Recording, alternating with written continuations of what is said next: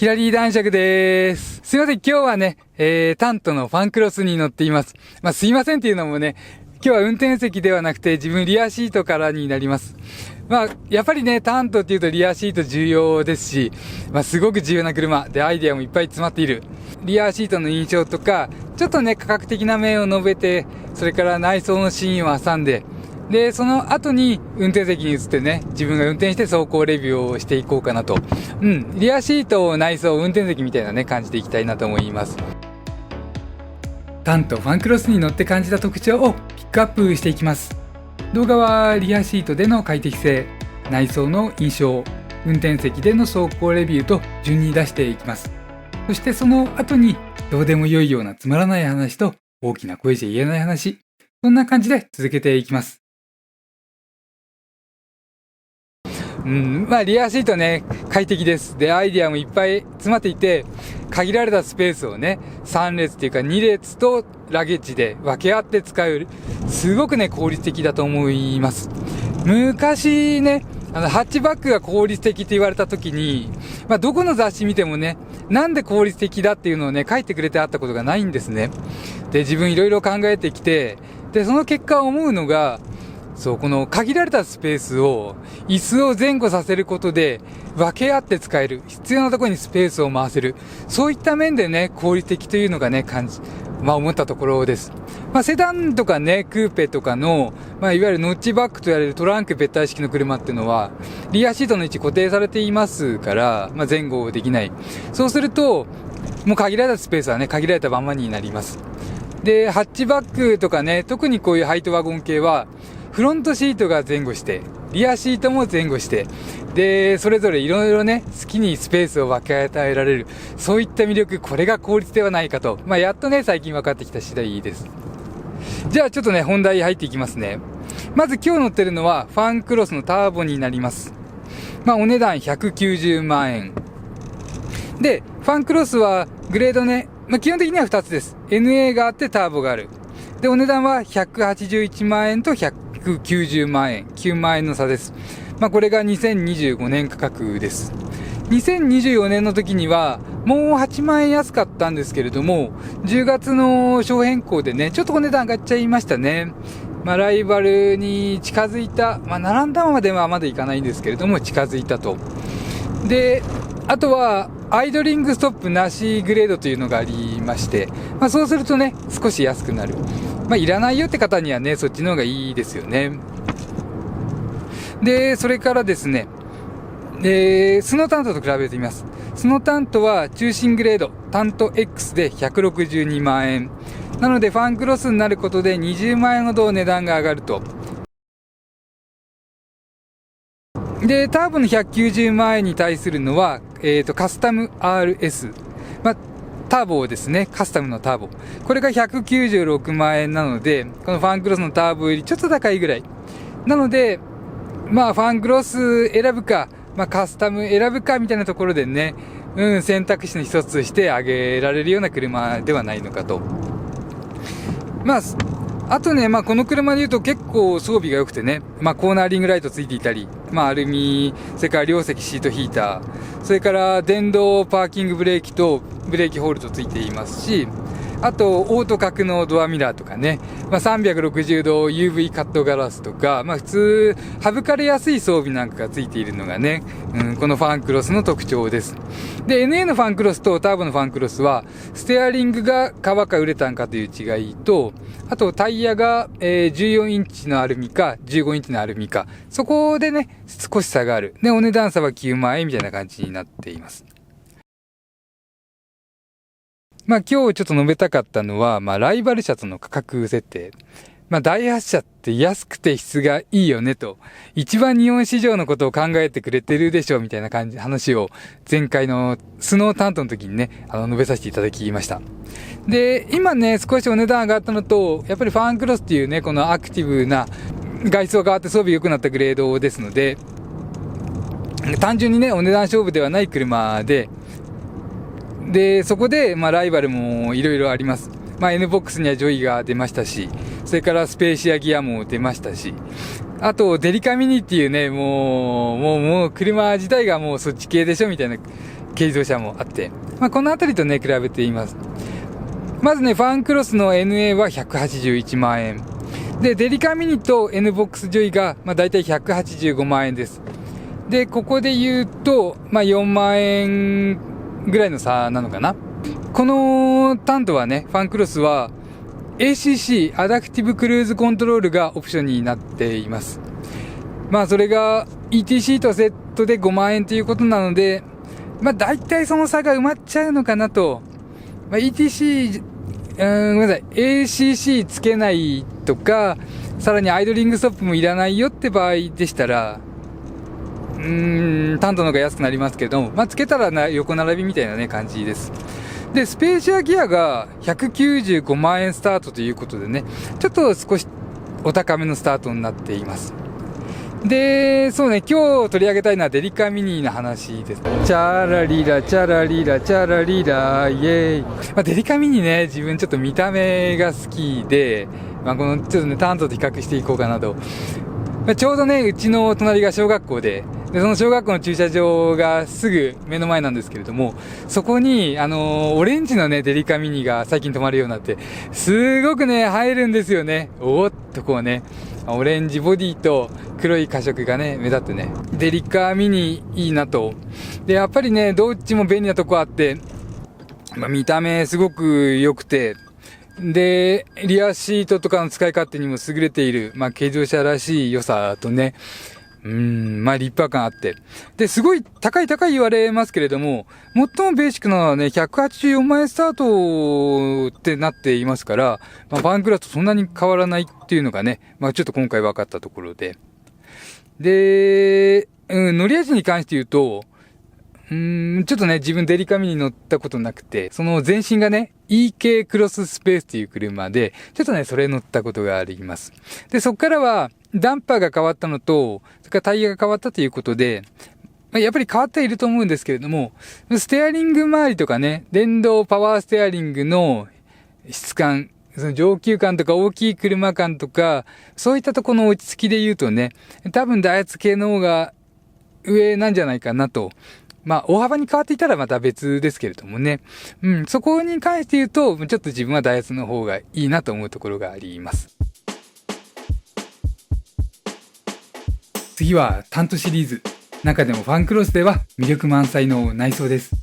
内装は別に長編動画を上げていますので、今回はダイジェストでいきます。もうすごく開放的です。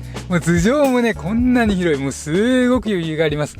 中で半立ちにできたりね、着替え、上着脱ぐとかね、脱ぎたくなっちゃうようなね、スペースがある。なかなかね、セクシーな車ですよね。A ピラーがあってサブフレームがある。で、ここすごく遠いです。今ね、自分のドラポジなんですね。シートはほとんど一番後ろで背もたれがグッと起きてる形です。で、そうね、前がすごく長い。例えば、ルームミラー、ここは左手伸ばしてやっとつくかつかないかの位置にあります。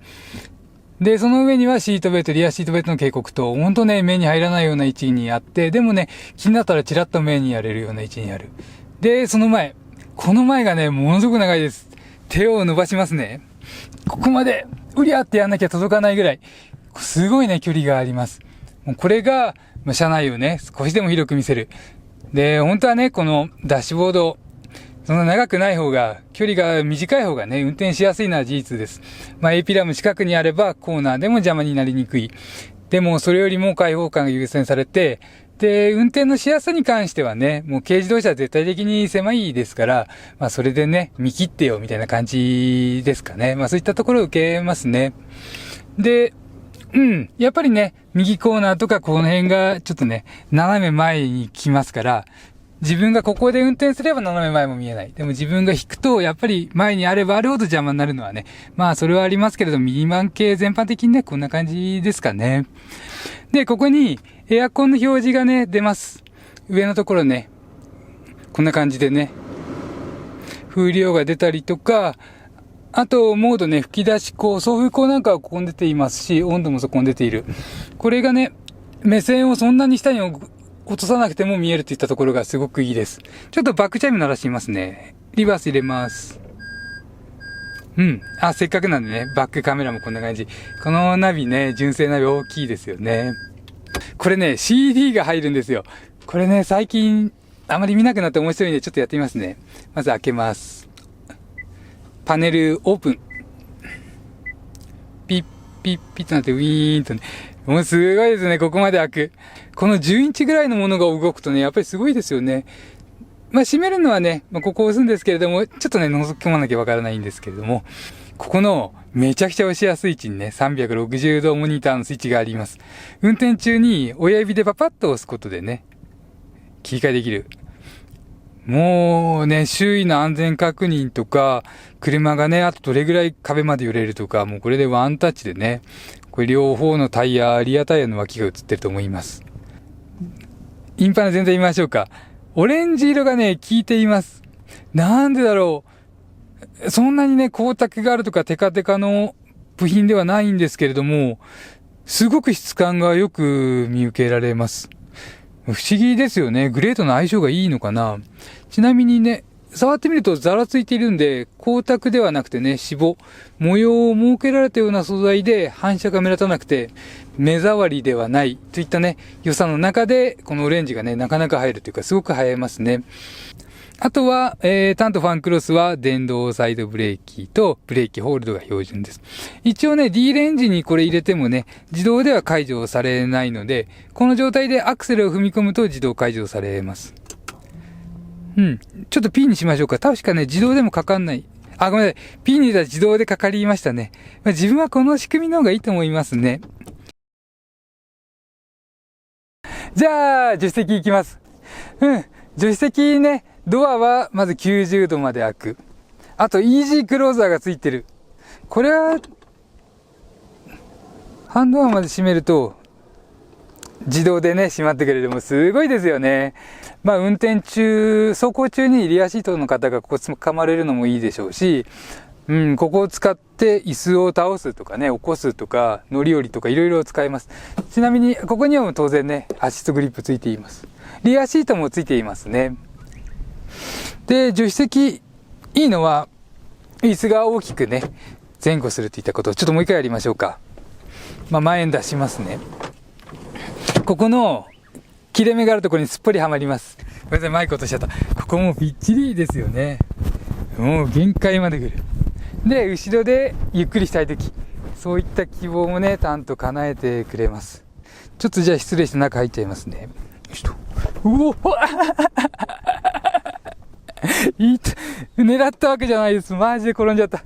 まずね、これで、シートをフラットにするとき、もうほんと簡単です。ここで前に椅子を出したら、あとは、ここの肩のところのレバーでね、下げられる、こうね。で、これ引っこ抜いてみましょうか。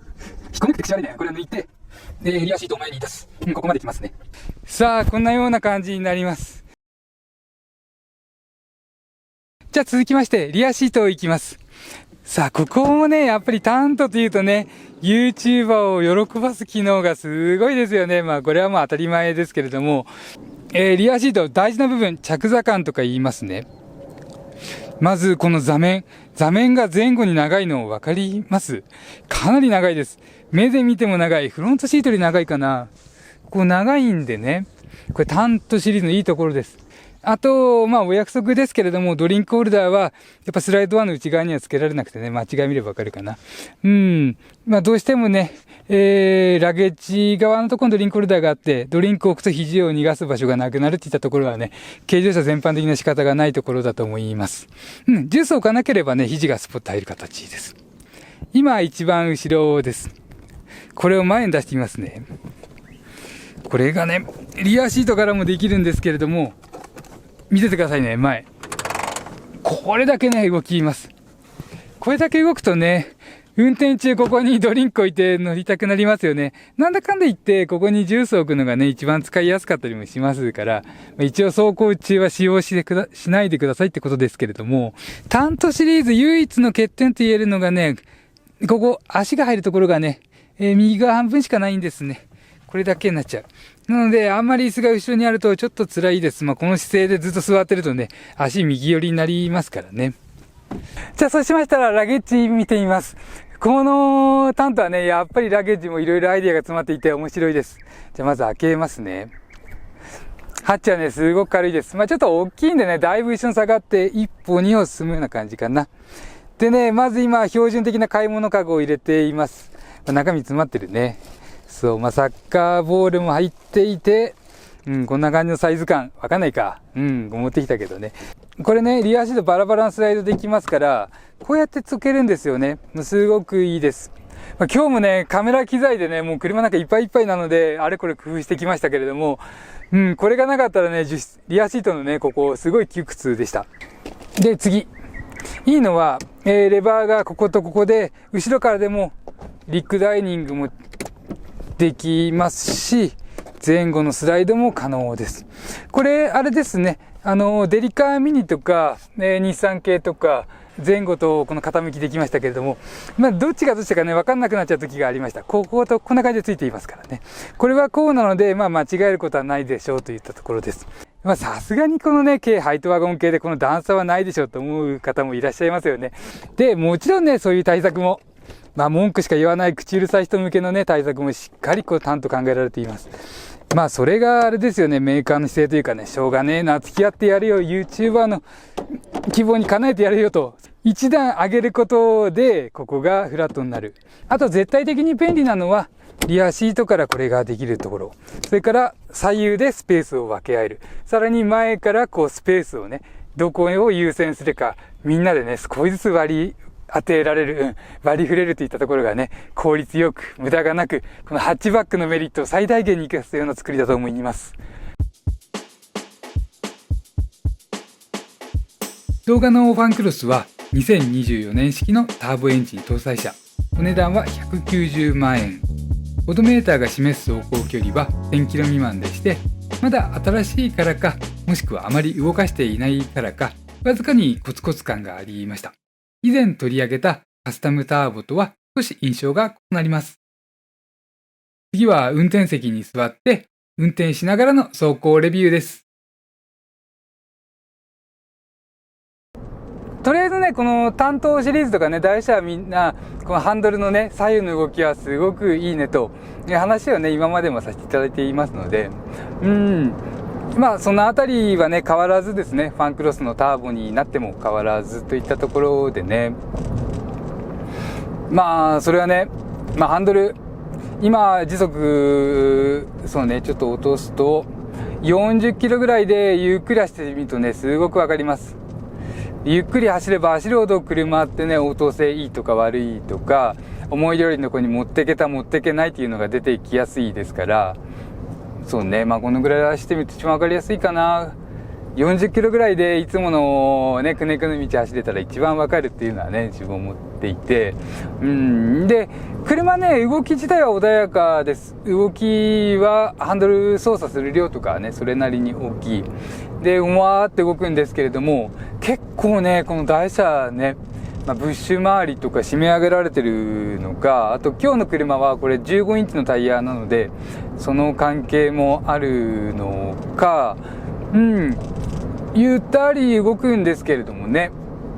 でも、細かく動いてくれる。もちろん軽自動車で全長短いですから、速度上げてくるとシャキッとするのはね、全部一緒。スパッと大きく切った時とか、ゆっくりじわーって切った時に差が出てくる。で、ゆっくり切るのがね、普段使うところでしょうからね、そのあたりがすごくいい。で、田舎道すごく走りやすいので、今日もね、田舎道来ています。そう、こういうところね。この先、踏切です。すごく走りやすい。この電動パワーステが、そうか、これが良くてね、乗り心地は、ちょっとガツンガツンと来る時とか、当たりが強い時もあって、そこは締め上げられてるような感じもしますけれどもね、リアのサスがね、柔らかいバランスでリアシートの乗り心地も悪くない。しなやかといった感じの言葉がね、すごく似合う。軽自動車全般でね、そういうところあって、やっぱりこの担当もね、もう全然悪くないどころか、シャキッとしたところはね、しっかり良さを感じられる。で、その上で、例えばね、今交差点でちょっとハンドル切ってみますね。おっとね、他の車が出てきて、もしドライバーがおってハンドルを動かしちゃう。ごめんなさい。で、他の車に気を取られてね、ピクって動かしちゃう時ってあると思うんですよ。なんもなくてもね、ハッとする時って、サクってやっちゃう。で、そうやってやったとしても、同乗者にね、不快な動きは出にくいですから、市街地レベルはね、この辺りは、いいところなのかな。で、車の挙動を無駄に伝えてこないで、すごくね、取られちゃうようなことがないような、この味付けしてまして、これがね、ダイエットすごくうまいと思います。味付け方にならず、でも、安定してるって直進もビシッと走ってるように、ハンドルがね、してくれる。このあたりがね、いいところ。で、もうちょっとね、大きい車だったりするとね、味気ないよ、つまんないよっていうところが出てきますけれども、軽自動車に関して言うと、やっぱりね、車ペコペコしやすい、ハンドルもキュッキュッってラフに動きやすいものですから、抑えてくれた方が走りやすいっていうのはね、感じています。ほんとね、CVT も、軽自動車は CVT の方がいいよねって、ありません？加速、軽くないし、限られたパワーをね、効率よく使うのはやっぱり CVT の方が良くて。そうやって考えていたときに、この、一見味気ないハンドル周りも、軽自動車に関しては余計な動きを伝えてこない方がいいというのはね、よくよく感じていまして、このタントがね、そのような感じ。で、上級者感覚を受けたりとか、安心して走るよねっていった感じを受けます。ただね、飛ばしたりすると、ぐらっと動くところも出てきて、そういう時にはもうね、車の余力かなり減ってるでしょうから、車、ぐらっと動く時にはタイヤの設置面積とかも変わってきてるわけで減ってきたりしますから、なんてことなくて、すごい快適に、しかも今日の車ターボついていて、もうビュンビュン走れるよって言ってもね、やっぱり車の余力は、高速道路走るような速度になってくると、減ってくるっていうのはね、あります。市街地プラスアルファまでの速度で走るんだったら、すごく走りやすいよねと。田舎道もいいよねと。あんまりね、アクセル操作バタバタやっちゃうと前後のピッチング、この揺れは気になりますけれども、ほんとそれぐらいいいかな。ブレーキなんかもね、しっかり踏み応えあって、ダイスチャらしい感じ。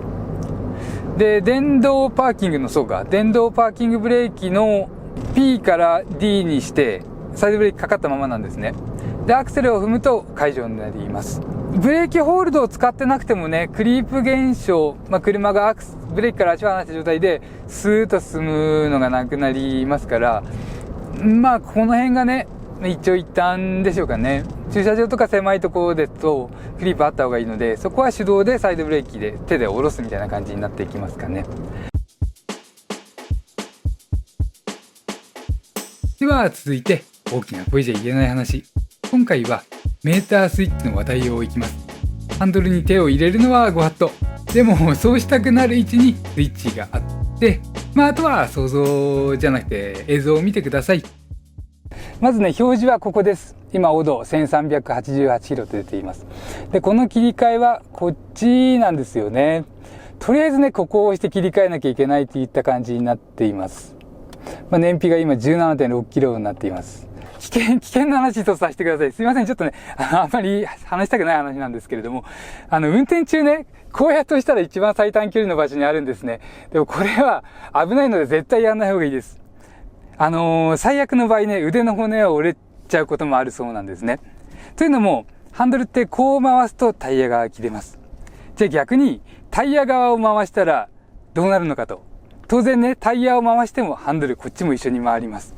で、これがね、例えばね、走っていて、後ろ側にストンって当てられた時とか、一時停止無視とかでね、もし後ろだけ当てられた時とか、車はスピンモードになります。そうすると車はスピンしないようにということで、フルパワーでね、カウンターが当たるんですね。もうそういう風に全ての車ができています。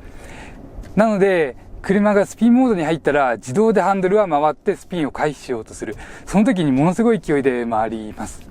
で、あとはね、フロンタイヤをコツとかね、縁石にぶつけちゃったりとかして、ハンドルがココって切れるような時も、ハンドルがクッて回ると思いますから、ないとは思うんですけれどもね、もしもでこうやって手でガーってくると、最悪腕の骨を折ることがあるっていう話なんでね、とにかくすごい勢いで回るので、それで言ったらね、本当は握る時も親指を手のね、内側に入れちゃいけないっていうのは、もともとはね、運転の鉄則で、今でもね、サーキットとか走られる方は、こう握れると思うんですけれども、これも、本当は一緒です。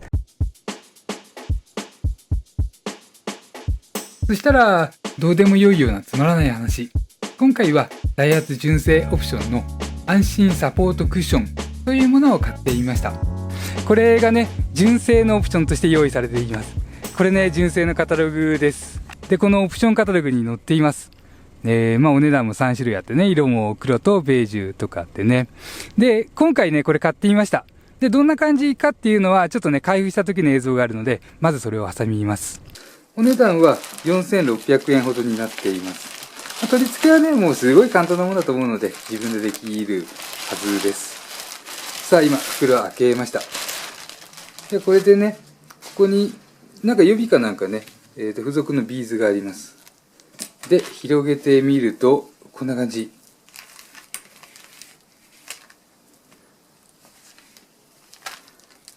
そしたらね、この予備のクッション材、これをここに入れて、硬さを調整できるみたいなので、ちょっと入れてみます。これね、今、最初に2つ袋分が入っています。ここに追加する感じかな。このクッション材の中身が、なんかね、ポリエステルのプラスチックストローを小刻みに切ったようなね、そんなビーズになっています。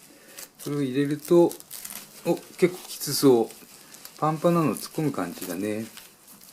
あと手芸屋さんとかで売ってる部品とかね、クッション材突っ込んでもいいんでしょうね。いろいろ調整もできそうです。じゃあちょっと表側から触ってみますね。すごいすごいすごい。なんか本当に効いてきそうな感じです。じゃあこれでちょっと車側につけてみます。もう本当ね、これ両端をね、引っ掛けて、これをシートバッグとここの隙間にね、差し込めばいいだけのものです。で、使ってみてね、これから使ってレビューしてきますので、走ってきますので、それがどんな感じかというのはまた別の動画で見てください。とりあえずね、こういうものが純正オプションで用意されている。しかもね、安価に、5000円ぐらいというのがね、嬉しいです。感想は、普通だと隙間ができる部分を埋めてくれる。ただ、そこまでタイトになるわけではないので、腰回りが大きな方の方が違いが分かりやすいと思います。あとは、布の上に布をかぶせる形になるので、微妙なたわみが、気になりやすいかもしれないと。時間をかけてね、ビシッと取り付ける。ここが肝だと思いました。もし汚れ防止とか、タバコの火種落としちゃう心配から、シートカバーをお考えでしたら、こっちを選んでみると面白いなって思います。すいません、走り出してきました。走り出してきたというかね、ちょっと今、レンタカーの返却時間自分1時間間違えちゃって、話したいことね、いろいろあって、タントン走行レビューね、考えていたんですけれども、全部ちょっと頭から飛んじゃいましたね。今ね、レンタカー会社の人に電話して、ってごめんなさいって。ちょっとね、今、そんな話してたところなんで。最後簡単にまとめます。狭い車内を分け合って合理的に使う。タントはこの合理的という言葉がめちゃくちゃ似合う車でした。さらにファンクロスだったら一段と便利機能満載。乗り味では挙動を抑えるパワーストのフィーリングが軽自動車によく合っているなと思います。例えば CVT、あれこれ言われることも多い CVT ですが、軽自動車とのマッチングでしたら大歓迎。それと一緒で、車との対話より安定に振られたフィーリングが走りやすさにつながります。タイヤサイズからも手応えが薄くなりがちな軽自動車ですから、車らしいステアフィールよりどっしり感を感じさせてくれた方が良いなと、そうした味付けの方が良いなと自分は思います。あとは動画に映っているナビゲーション。メーカーオプションでドラレコ付き40万円しますので、ここが痛いところ。ダイハツ車って割安で走りやすくて魅力高いですが、どこかでお金取れるようにとうまく考えられているねと思いました。以上、間違いいっぱいの自動車選び、ヒラリー男爵でした。チャンネル登録といいねボタンよろしくお願いします。